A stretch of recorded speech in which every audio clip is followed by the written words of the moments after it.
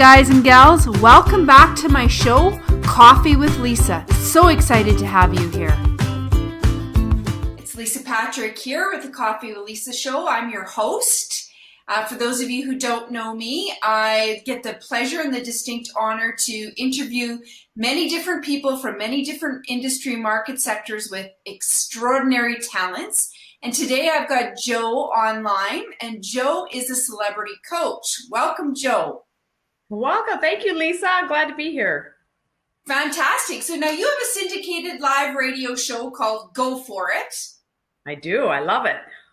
Very good. And also, you've had some tough times that have led you to where you are today, and you've had some challenges to overcome, and perseverance was one of the major things that held the glue to everything that you did. Tell us about that.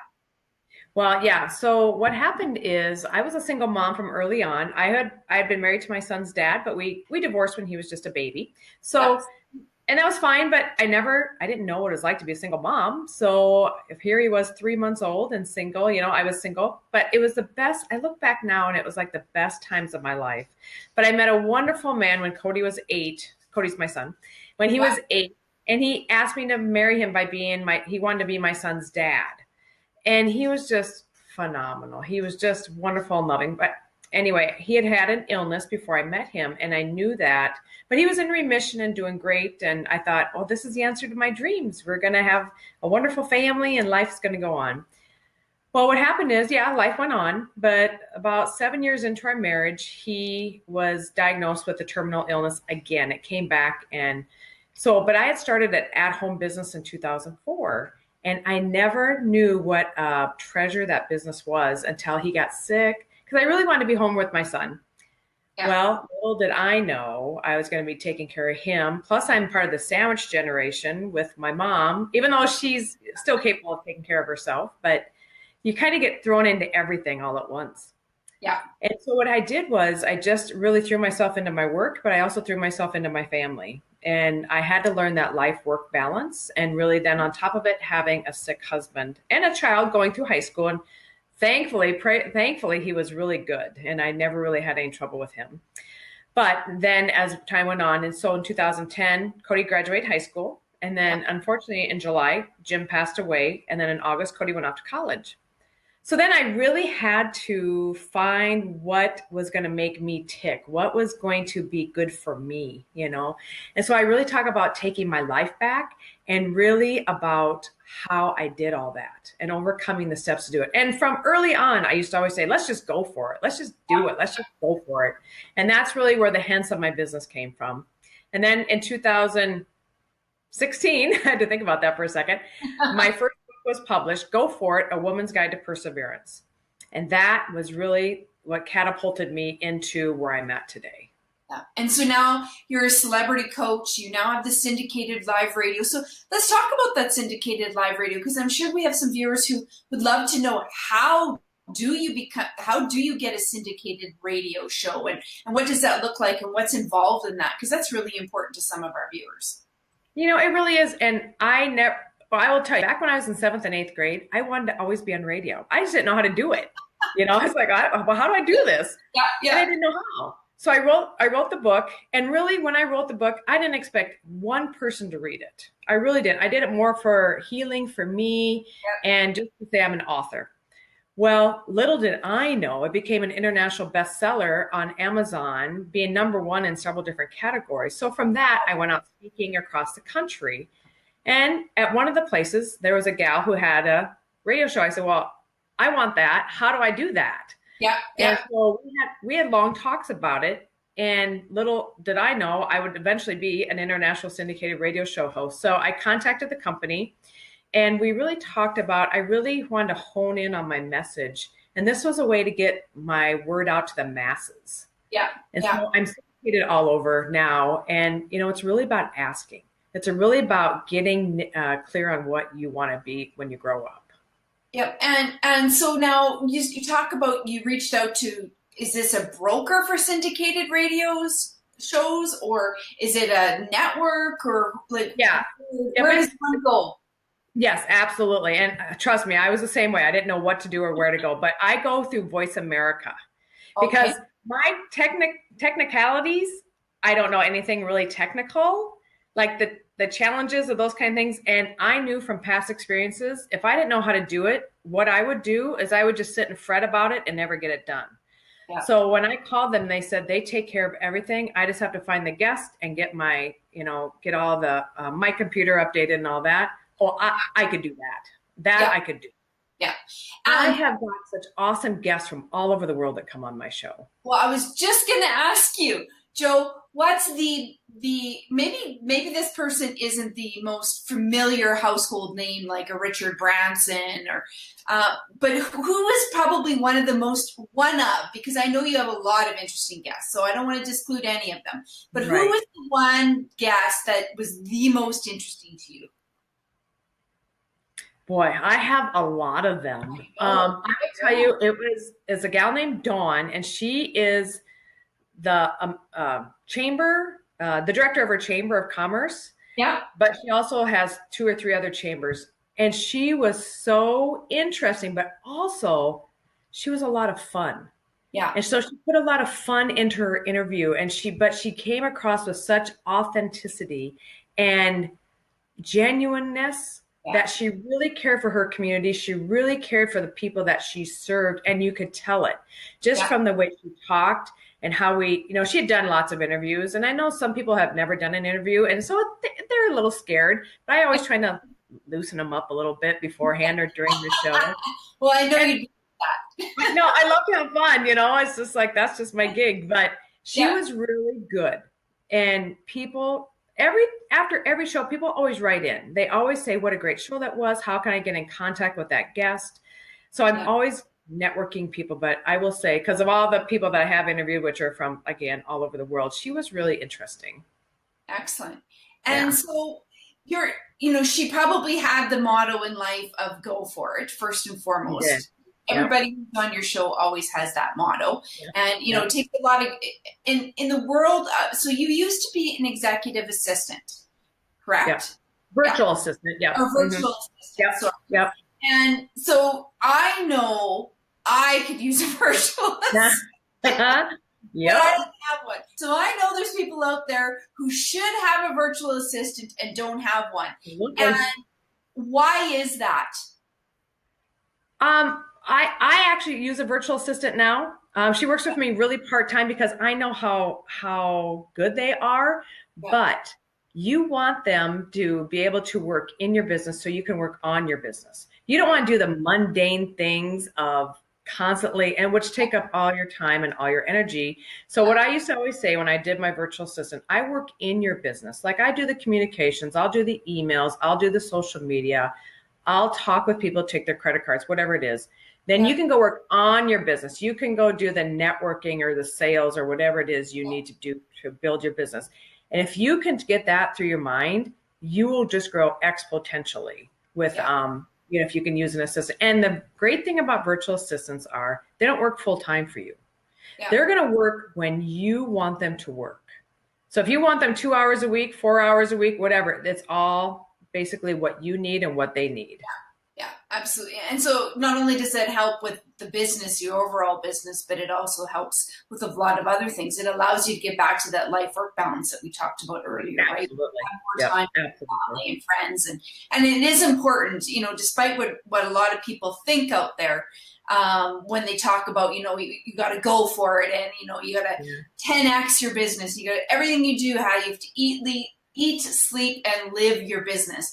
I do agree with that to a certain degree because you have to always keep it top of mind. But I think it's important emotionally too. And if you don't have that network and if you're not paying attention to people that you know and you love, others will fall to the wayside. And it's funny because I was talking with a colleague friend of mine, and we were talking about she's looking to hire a couple people in her business for various different topics and reasons. And it's not a virtual assistant, but I said, one of the things that I always look for when I'm looking for people and staff is that they have a really good foundation at home. Because if at home is bad, then it's going to happen at the workplace, and they're not going to be able to keep focused for that 8-hour or 10-hour day. Absolutely. And it's all about that work-life balance. And just like what you said, that's why I'm a business and life coach, because if they don't have stability in their life, they don't Yeah. have stability in their business. If they don't have stability in their business, they don't have stability in their life. And it's really that coming together and being cohesive, they work together, Yeah. put it that way. They work Yeah. together. Yeah, And it's exactly. really about that because I've been through the life experiences, Yeah. and I've been through a lot of the trials and tribulations and built a business along with that. I'm able to help them. And I talk to many people all throughout the day that they don't know where they want to go. Their business is like, oh, they're so bored with their business. Well, really, I think what happens is they're actually bored with something in their life. Yeah. That they can't quite get to their business, or they are bored in their business and they need a little bit more variety, or just maybe a kickstart to really get them to go for like putting themselves out there more, and getting more. I think sometimes too, even when I work with with the speakers and subject matter experts from all over the world, sometimes they don't just recognize what it is that is their hurdle or their constraint, and sometimes it's not business related; it's an emotional. Right. And that's really where people like yourselves, who are life coaches, come into effect, because that's really important. It's discovering that discovery of what is it. You can deal with anything, but if you don't know what you don't know. Absolutely. And when I was going to write my book, I was talking to a friend of mine and she said, "You need to journal." I said, "There's no way. I'm not journaling. I've never journaled before in my life. I'm scared to death of journaling." Well, guess what? It was the best thing I ever did. And at first I'm like, "Oh, I don't know. What do I write? I'll just write, okay, here I am, But it's just whatever comes into your mind, because you want to get out of your mind and out of your body and onto paper, because then it's going to clear up your mind, clear up your soul. And because if you're stressed, no matter what it is, work, life, whatever it is, it's going to show through your body. Absolutely. And if you can really get that out, then you're going to do a lot better. Well, another thing too, and I am a firm believer of this, I truly believe that when you write something down, you hold yourself more accountable. Or when you say something to somebody live or, in a conversation, you now hold yourself that one more step accountable to the action that's required for that goal. Absolutely. And I think that's where a lot of people get scared. Yes. They know if they write it down, they're going to be accountable for it, because there's so many, we talk about fear of failure, but really a lot of times, I don't know about you, but for women especially, it's fear of success. It gives me goosebumps when you say that. I know. It just like drives me crazy. I'm like, we have success. We're capable of it. Yeah. We can go make as much money as the men and more. And God bless men. I love them because they teach me. I know. They teach me a way that as a woman, it's like sometimes you're like, oh, I don't know if I can do that. But in reality, we can, and we have the capability to do it. Well, and that's why I always say go for it. I think probably the biggest failure, it's not, like you said, fear of failure. It's fear of success. And I think the biggest thing is the challenge as women, especially mothers, that we face. How are we going to have a balance? Especially if our children are younger. I have twin daughters at home, and this is a fear of mine. How do I balance my continued success with my children and my husband, and make sure that everything works together and not one is less or more than the other? And sometimes it is, because it just that's what it is. But I often like to think that it's such a wonderful teaching experience. Like my parents are my mentors. I mean, they taught me how to grit and grind and be the person I am today.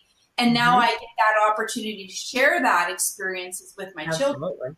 And I think sometimes we forget as women that that's really all it is we're not depriving them of something. We're giving them of something that's so much more powerful than any school can teach us. Oh, absolutely. I never learned entrepreneurship in school. No, I mean, I never learned that. My mom's even like, where did you learn this from? But in reality, she started teaching piano lessons when me and my brothers were little, because we had more money in the house. I said, well, Mom, there you go.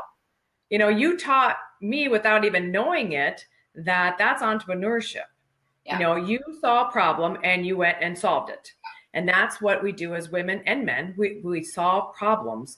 And being a mother, it just goes to show that we're able to teach It's like, it's our responsibility to be able to teach our children that, and be able to give back to them what we've been taught. So Well, I'm I agree. really all about that. Well, and I think too, I mean, I was raised where, my children, Mom, what did you do for fun as a kid? And I remember some things, like, in the Mm-hmm. winter time, I grew up in Saskatchewan, rural Saskatchewan. So in the winter time, I sledded and ice fished and did all those wonderful things, and I skied. And in the summertime, though, I grew up on a farm. So Oh. Mm-hmm. spring come April, once you were in the field till September, I really only truly remember farming. But I don't remember that as being a bad thing. I remember that as being, tailgate parties at harvest time. Mom brought the meal out to the field and we sat around and neighbors came over. And so there was always something going on. It was always around work, but it was never really work until I had to go to party at night and I had to finish cultivating in the tractor or whatever. But still, it was never really truly work. And I think they taught me something that is more than I could have ever learned in the classroom. Mm-hmm. Absolutely. And my mom, my dad passed away when I was 11. So then my mom had to raise us, me and my two brothers, by herself. And what she raised us as is still hard work and dedication. And you work not because, you work because you have to, but also because it's helping your family and you're growing your family. And that's all also part of love. We do what we need to do for our families. But also when I started my entrepreneurship, I really honed in with my late husband and we talked about it and we really worked out a plan. And without that plan, if you just run into something and decide you're just going to do it, well, a lot of times it doesn't work. So you really have to hone in on that plan. Now, I don't like planning. That's really not my thing, but because I'm kind of a spontaneous, well, I'm not kind of, I am a spontaneous person. But to be successful, you really do have to have a plan and you really have to know where you're going. And then I know people say that all the time, but it really is true because I've tried it both ways and the other way just doesn't work for me. Well, you've got to have goals and objectives and you've got to be accountable. That's the big thing, is you've got to be accountable, and absolutely nothing comes easy. And I think people forget that, you see, all these, because I get the pleasure of working with some, really quite famous people, and, but they all have the same thing in common. They probably either all came from nothing, or they had to work their ass off to get where they are. Absolutely. It was never easy. It was never easy. They had a lot of failures, but from those failures, they learned success. So I think the biggest thing is nothing. I always say to my girls, nothing is failure. At least you tried something. And to me, that's success. That's what I say too all the time. I'm like, you know what? At least you're trying it. Yeah. I'm going to tell you when. How do you know if you're good at anything or you're not good at anything if you don't try it? If you don't try it, you're never going to know. That's exactly what I say. When I was in my late 20s, I moved halfway across the country and my son was 2.5. People thought I was crazy. And I'm like, I don't care. I'm in my late 20s. Who cares? He's not in school yet. And, I listened to the positive people is what I did. I didn't listen to the negative ones because the negative ones just want to hold you back because you're doing what they want to do, but they're too scared to do it. Yeah. Yeah. And so when they see somebody doing that, they're too scared. So they're going to try to hold you back, where I'm just like, I'm out of here. I've got things to do in life. And it's almost like, I know you talked to Tom Hopkins, I did too. And it's always like, it's the people who feel like they have to prove something that really hone in on their greatness. Yes. And you know what, if it's prove it to ourselves, prove it to our family, whoever it is, we're trying to prove it to, that we really hone in on our greatness. And once I moved, I will tell you, the best thing I ever did, because I knew then I could do it. Well, and that's just it. And it's back to your philosophy of go for it, right? I mean, you wouldn't have a syndicated radio show. You wouldn't be the success you are today if you didn't go for it. I mean, it's the basis behind your book, right? That's right. And, I never knew that. I just was something that I always said, and I just did. And I just never put it into perspective until the publisher said, okay, because when I went to write my book, I wanted to write about my husband's story. I wanted to give the information about him. And they said, you don't know your husband's story. Only he knows his story. Yeah. You know your story. Yeah. And I'm like, oh yeah, that's right. So that's where I really honed in on really talking about me, which I hated to do. I did not like to do that. Yeah. but it has helped people. And I thought to myself, if I could help one person, my life is complete. So, Well, it's funny. It's like you said, you didn't expect anybody to read the book except no. maybe your closest friends and family, of course. Not everybody, not even everybody knows have read it.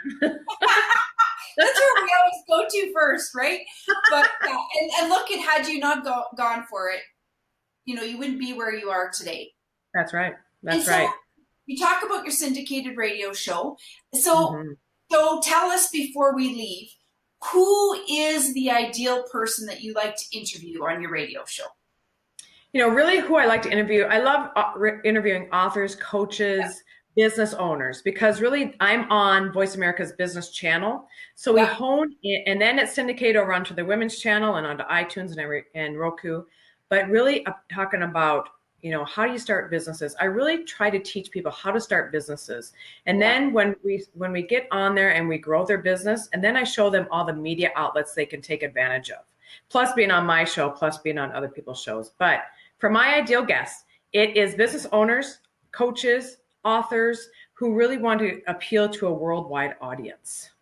Okay, perfect. So those of you who are watching or are going to watch the replay later, you can get a hold of Joe. Joe, where can they get a hold of you at? So my website is www.joehausman.com. And what I always say, I'm the female Joe, so that's J-O. So joehausman.com. And you can certainly go there. You can email me, joe@joehausman.com. All right, Joe, I am putting it in here right now in the feed for those of you. Does anybody have any questions for Joe? We've got some tuners in. We've got, hi, Mike. Hi, Kim. Hi, Julia. We've got Debbie. We've got Jennifer. We've got Nancy. Jenny, does anybody have any questions for Joe before we end the show here? And while we're waiting to see if any questions arise, if there was the top 2 things that you were to suggest to anybody to live a positive life, what would the top 2 things be?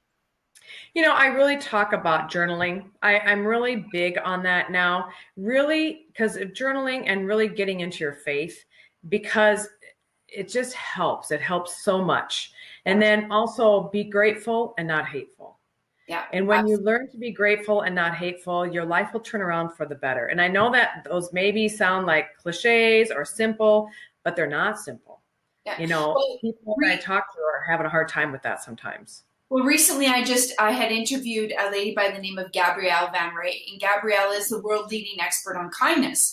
And we talked a lot about gratitude and gratefulness and the difference between being nice and being kind. And there is a big difference. And there's I think in the world today, we see a lot of people who forget to be grateful for the smallest things, because sometimes the smallest things end up being the biggest things in the end. Absolutely. And you know what? It's so very true. And even what I tell people, even if you're stuck in traffic or you're standing in line at a grocery store, be thankful you're able to stand there in line. Be thankful you're able to drive a car. Be thankful, instead of going, oh, darn, that person just cut me off, which I know. But I was in LA in traffic for 2.5 hours about a month and a half ago, and I'm like, I am so grateful to be living in Canada. There you go. And I used to live in Colorado, and when, the traffic I just sit there and go, okay, what am I grateful for right now? I'm grateful for I'm driving. I'm grateful for, family. So you just have to practice it. It takes practice and repetition, but repetition is powerful. And, the more positive repetition is powerful. So absolutely. Well, and it's funny because, just thinking about that, led me to another conversation I had just recently with she's an executive coach in leadership, and we were talking, about how to overcome hurdles and constraints and what have you in your business. And she said, she was in a really high stress situation. She said, I had to sit down and I had to practice that I acknowledge I did this. I acknowledge I did that. She said, I verbally had to say it so that I could walk myself through the biggest stress situation that she was having at that time. And it was a massive amount of success for her. It helped her push her through the next step that she needed to do and what have you. And so I really like what you just said, that, say, I'm grateful for this. I'm grateful for that. And say it out loud. It's okay if you're saying it in the shower or driving in the car, but absolutely thank you for that. Appreciate Yeah, it. you're welcome. I'm a big believer in that. It took a long time. I've had years of practice, but every day I wake up and say, I'm grateful, first of all, for waking up today. But I'm Yeah. also grateful for all the little things, the birds singing, spring and summertime, whatever it is. But I'm always grateful. Yeah. Well, and it's funny you say you're grateful for waking up in the morning because there truly is. I mean, I've heard your story. We've shared some of it today. I understand why you say that every morning. Yeah, absolutely. Yeah, and you know what? Because some people aren't as lucky. Yeah. Well, they're lucky because they're in heaven, like my husband. But you just have to be thankful. You have to be thankful for waking up. Absolutely. And it's okay to send, every now and then, like Tom Hopkins says, send a little thank you note in the mail. All we ever get is, well, I don't even know, half the time we don't get bills anymore. Absolutely. And it's so fun to get like personalized mail. Yes. Yes. That's what I love doing, personalized thank yous. Yes, definitely. Well, thank you very much, Joe, for today. And for anybody who's tuning in here again, you're going to find Joe. It's within the feed. Her book is called Go For It, and her syndicated radio show is Go For It on Voice America. Yep, and you're going to be on my show this Thursday. I am going to be on your show this Thursday. I can't wait. I know, it's going to be fun. Oh my gosh, I can hardly wait. Yeah, just Yay. All right, well, thank you very much. And this is Lisa Patrick, the host of Coffee with Lisa, founded and sponsored by extracredits.com. Thank you very much, Joe, and for our viewers who tuned in today. Bye for now. Bye.